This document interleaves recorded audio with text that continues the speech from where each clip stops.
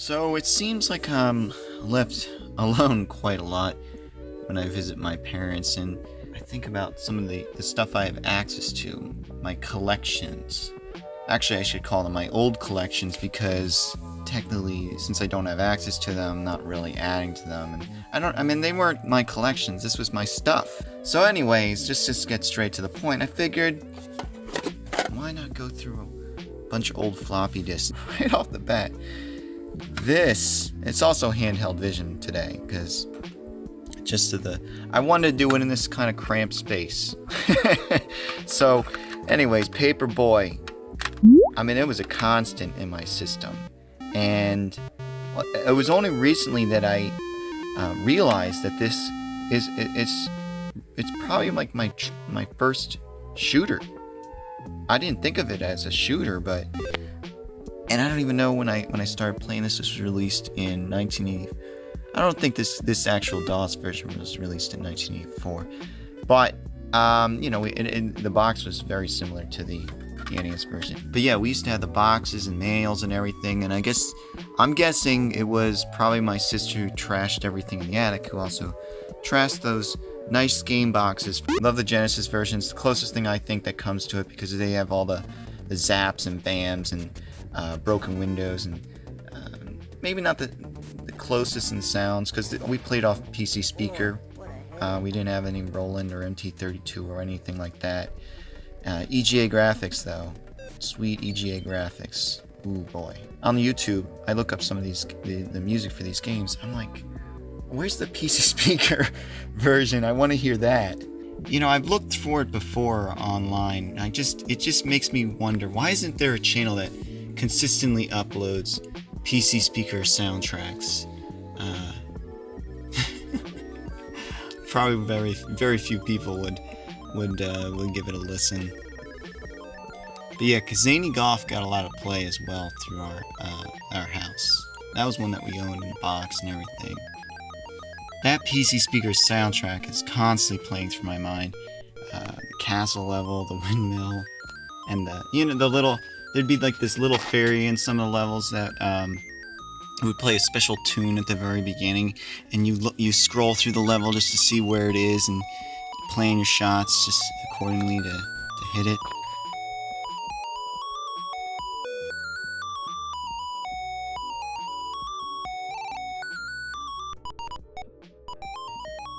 I love these games. Forbidden Planet. I don't recognize this one. I think is this Cosmo? Same guys who made Duke Nukem and now I'm probably getting the companies confused.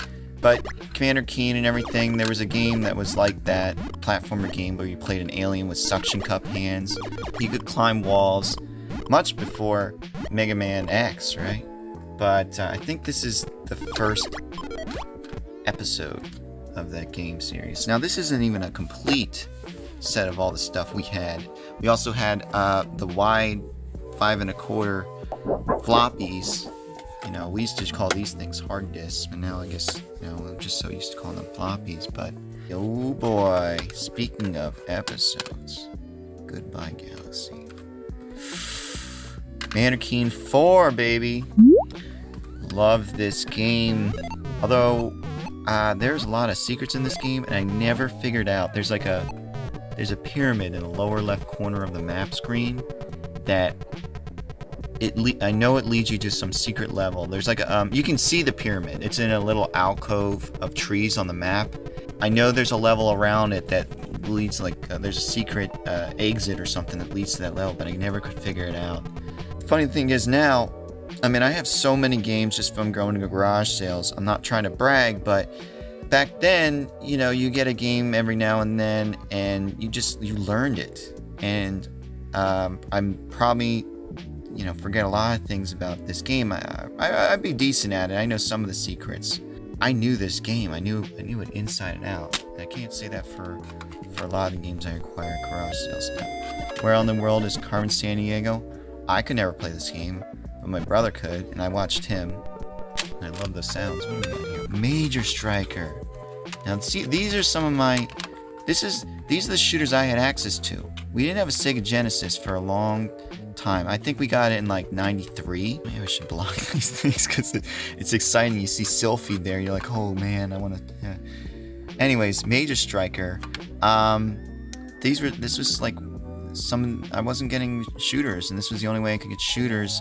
A lot of these were like $1 or $3. They were sold at grocery stores in these little packets that would hang from the rotating spinner racks, almost like a comic rack, but for game discs. They would be in little plastic packages. I can't, and they would show pictures too.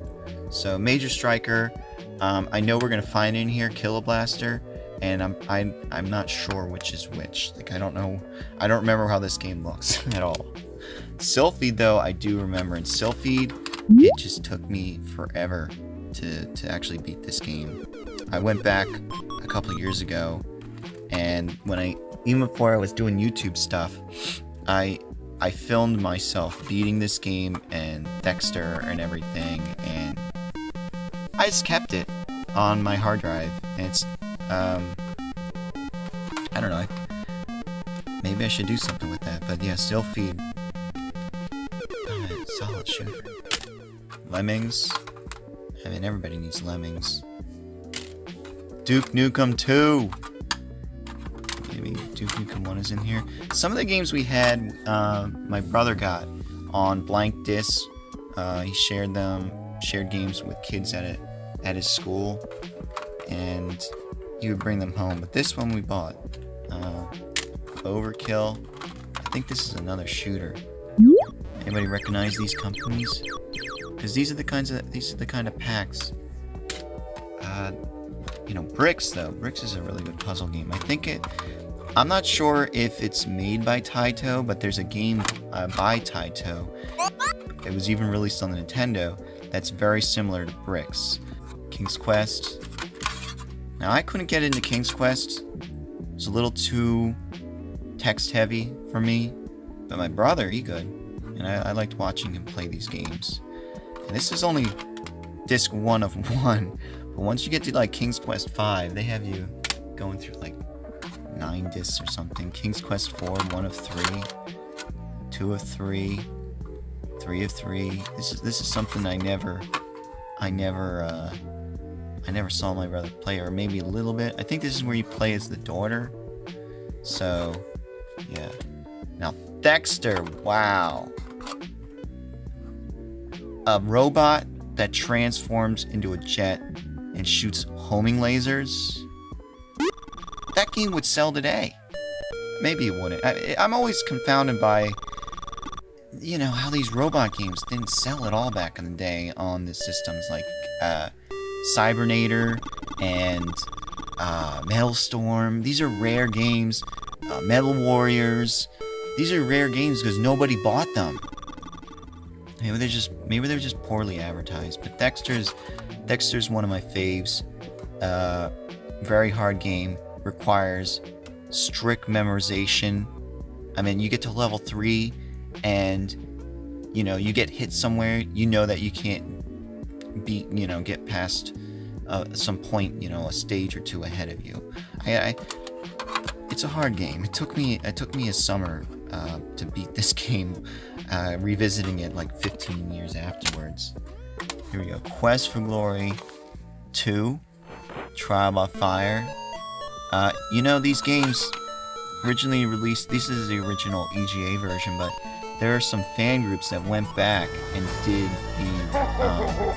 VGA versions with improved graphics and all, because Sierra actually did that for some of their, or at least one of them that I can remember. So they did a VGA release of Quest for Glory 1, improved graphics and sound and what have you.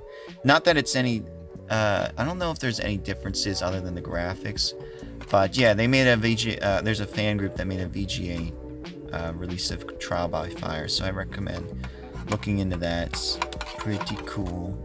Trial by Fire 1, this 2, this 3, 4. These are probably gonna be all. I'm surprised by how big this game is. 6, 7, 8, 9. Now, Wages of War, which is a third Quest for Glory game my brother also had. I'll just put this here for now. Yeah, I don't know where that is. He does have it on CD, the whole collection. Now, these, I'm probably gonna have to blur some of these because they have people's full names on them. Like not even my own, because some of these are discs I shared with a partner in computer labs as a kid. So here we go. We got Explosive, Screensavers, and Vision Publishing. Now, this is something that we never used. I don't know why we have it. We used on our 286. There was just something that was built in, I think. I don't know. Marvel Madness, another game I couldn't play. I mean, I played it, but I was no good at it. My brother could, though. So these are some backups I have. Kirby's Air Ride picks. I mean, look at this, folks. This was back in like the era of... This was it. You didn't have a thumb drive or anything. You had 1.44 megabytes or whatever of space. So this is, I guess I saved these from IGN back in like 1996 or 97 or something. This was when it was on N64.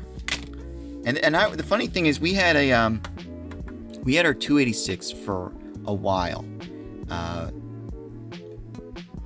Late 1997, we finally got a computer with a CD drive, and it had Windows, and yeah, so even though you'll see that I'm saving stuff here, like see it says SNES 96, ROMs, Japanese Spider-Man, I couldn't even play those. They would not run on our 286.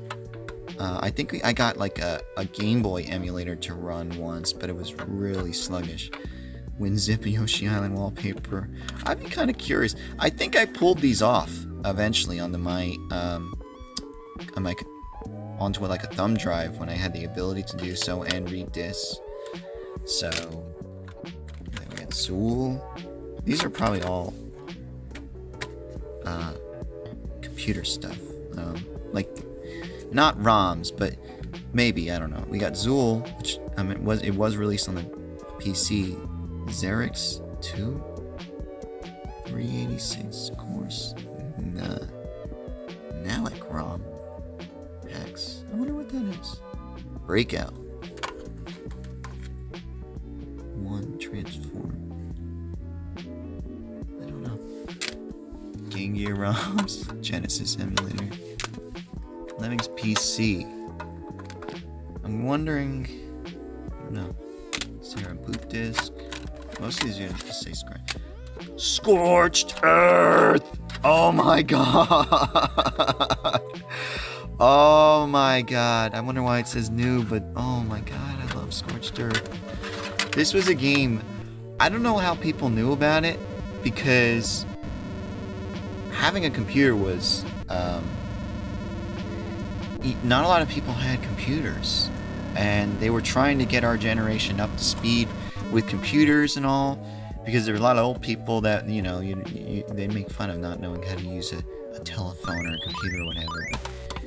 But anyways, somehow people found out about Scorched Earth. And so when you mentioned you had it and people came over your house for any reason, like kids, they would tell like, oh, you guys have Scorched Earth. I want to play Scorched Earth. And you could play, you know, it's basically a more modern rendition of it would be like Worms, but it's, you know, a 2D layout, random generated map, and you pilot tanks, and you purchase weaponry and shields and all sorts of things, like parachutes even, because yeah, you purchase them from a shop and then you enter a match and then you fight each other. It's really, really fun. Even to this day, I can still get a kick out of playing Scorched Earth, even against the computer. They're just amazing effects. But I haven't played it in a while, but I think I played it last year with my brother, Super Mario. This is probably that really crappy Super Mario DOS game. Not the arcade, you know, Mario Brothers arcade. We also had that. This is probably, there was like a It was done in the style of Super Mario All-Stars. Yeah, it's a really sluggish Mario game, and it gets like stuck on a castle. Like you play through 3 or 4 stages, and you get to the end of this castle, and then there's no more level after it. So I guess the game's unfinished. So here we're gonna start blurring things, because this has people's names on it. Maybe we can do this so we don't have to blur everything. We got SNES, ROM. What does that say? SMB Hackmaker? Super Mario Brothers Run Hackmaker. Cool pics. Another blur. Yeah, I mean, I would just find cool stuff on the internet, like picture-wise, and save it. Oh, this is my. See this? This is We can put my thumb over that so I don't have to continue blurring it. But this is my save file for Heroes Quest 1 or Quest for Glory 1, whatever you want to call it. But this is the see, it says revised. I'm thinking this is for the VGA version, which I never beat. I only the original one is the one I played through. More blurring. A lot of these, I mean, they're just backups. So, and the stuff this is before I got a computer. I got my own computer when I went to college. So a lot of these, I believe I just moved onto that computer, and through the years, just carried those folders with me for some odd reasons. Here's the the mess that I keep in the physical world, but there's a whole mess on my computer that I keep for some reason or other. I don't know. I go back, I look at it, more backup. And this folder, like I said, this thing is mostly back. What is this? Publish it. Discord. Cool Hand Luke. This looks like my sister's writing. So maybe it was a paper on that movie. This is a computer lab disc for my high school. It's my brother's. More backup. We're getting to the end here, obviously. But, this is my first. I mean, there's people's names here. My partner's name, my computer partner's name. But this is my first, they gave us these discs, and, we could save our progress or whatever we were working on. But at the time, I remember having lots of fun with games like Jezzball, not Jizzball. It's kind of like Kicks, but it was on Windows 95, 98, whatever, and Ski Free, and these were just like the built-in entertainment packs for the era. There was like Solitaire and some other card games which I never played, but I love Ski Free, I love Jezzball.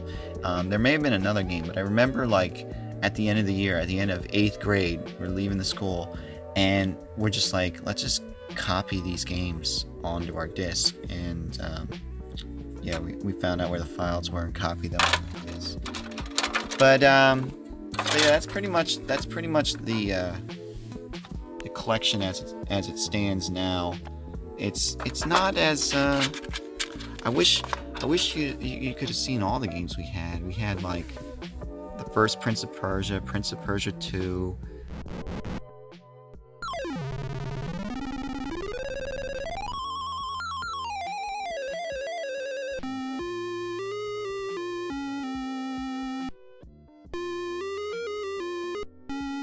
Man, I even wish I still had my educational software, because just to get a nostalgic kick out of that. Just there was a game called First Letters and Words that we had. It was really cool because it used the built-in PC speaker to synthesize voice. Welcome to my magic letter machine. When you press a letter on the keyboard, my machine starts to work. Get ready for some alphabet magic.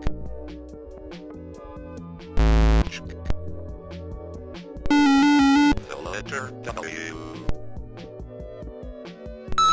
I'm thinking. W is for which. And that was much better than anything you would get on the Nintendo, where it would be like Breach or Steel. I guess that's still cool, but man, we had this game called Designosaurus.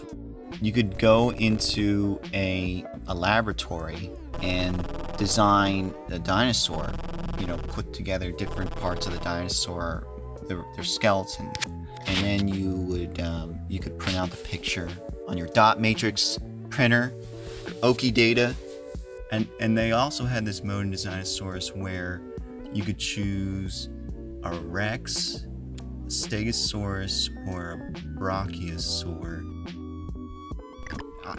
There was just several screens going left to right, and you had to get to, there was like a beginning and an end point, let's say, like, I don't know, 10 screens or something.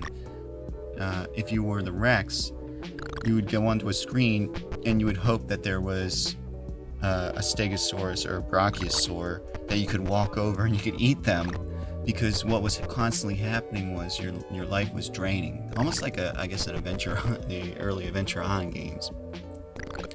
But yeah, you eat the dinosaur and then you continue to the next screen, and your life drains really fast. So every time, it was totally random. Every time you enter another screen, you'd be like, oh, come on, can there be I hope there's another dinosaur there that you can eat. But if you were the Stegosaurus or the Brachiosaur, you had to avoid being eaten. So what would suck is you'd see a bush or a tree, and you walk over and you start eating it, and the PC speaker would go, ow, ow, ow, ow. Anyways, you start eating it, and you're halfway through the screen, and suddenly a Rex spawns from the other end of the other screen. So then you have to try, I think you could go back a screen, then go forward a screen, but all this time your energy was going down, and there may not be another bush. And so, yeah, it was a very hard game.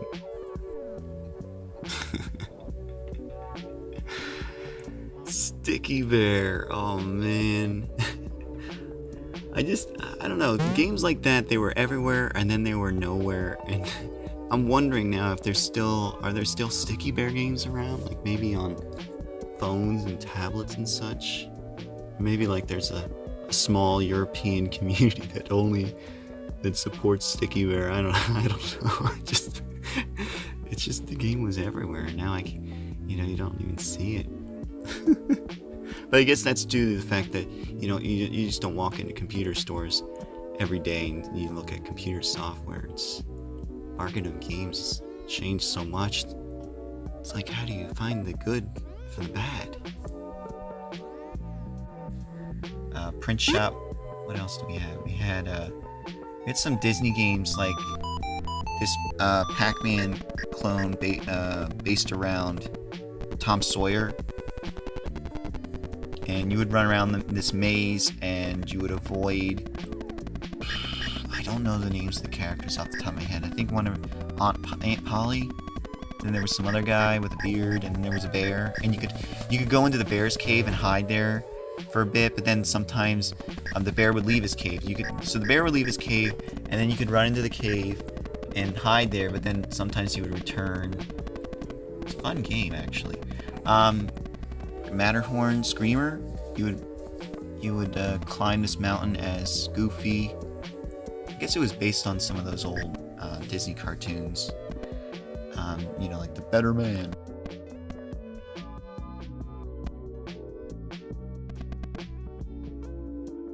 And you could also swap the background and the foreground colors in those games, and that was really half the fun. You could change it from, I don't know, it's just, I guess, changing through different sequences of colors. It was always something you tried at the beginning of the game, try out different colors and start it up.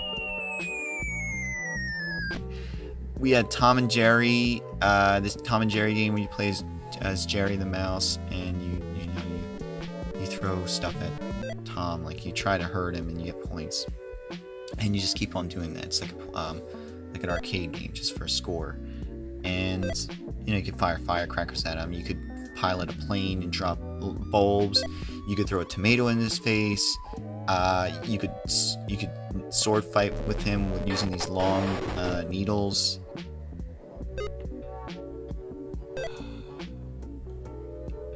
There was this one game we had that I don't know who made it. I mean, I didn't know what adventure was at the time, but it was like pretty much adventure. You're a very simple maze that goes on for several screens, and your goal was to find different keys and unlock different doors of the maze. And all the while you had to avoid these creatures which looked like worms, but I think they were dragons. They look like caterpillars to me, so not dragons, but I think they were supposed to be dragons. Anybody knows what the heck I'm talking about? Or maybe I'll do some searching and figure out what the heck that game was. I mean, yeah, we had the King's Quest games, 1, 2, 3, 4, 5, 6. Quest for Glory, 1, 2, 3. Eventually 4 when we got that CD computer. 5. I'm pushing the limits of my memory here right now, folks. Commander Keen, 1 and 4. We didn't have 2 or 3.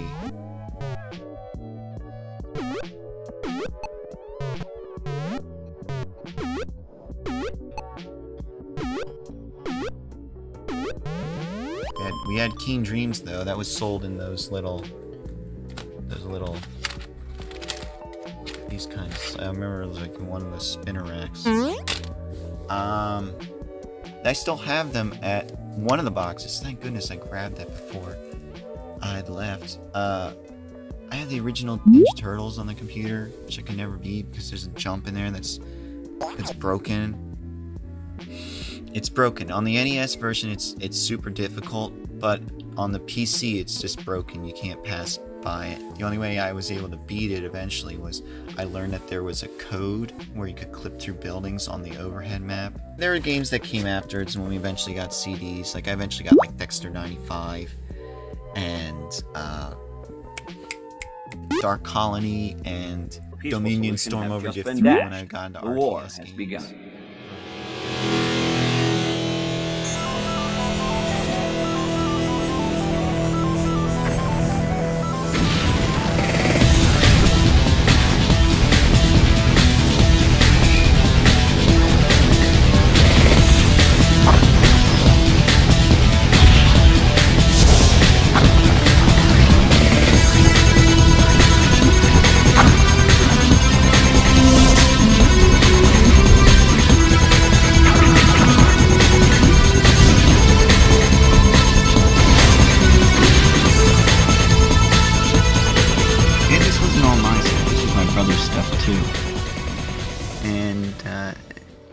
It seemed like the PC stuff was cheaper than console stuff. Especially since you find games like this selling for $1 or $2. I know I still have my disc for Commander Keen 1, and you go like, Commander Keen 1, that's shareware. How did he get a disc for Commander Keen 1? Well, I think it's a knockoff actually.